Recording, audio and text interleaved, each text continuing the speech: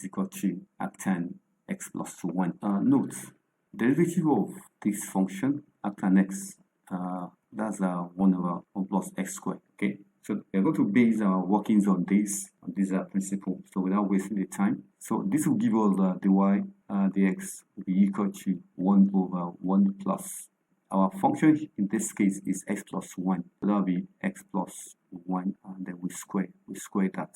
Okay, we square that, and then times derivative of the composite function. So then we can, that's that on this case. What we just need to do just for us to expand this, and that will be equal to 1 over 1 plus x squared plus 2x, and then plus 1. And then if you differentiate this one, that will give you 1. So the final conclusion is what? It's 1 over x squared plus 2x, then plus 2. That's end the solution to that questions, just for you to be able to remember the basic principle.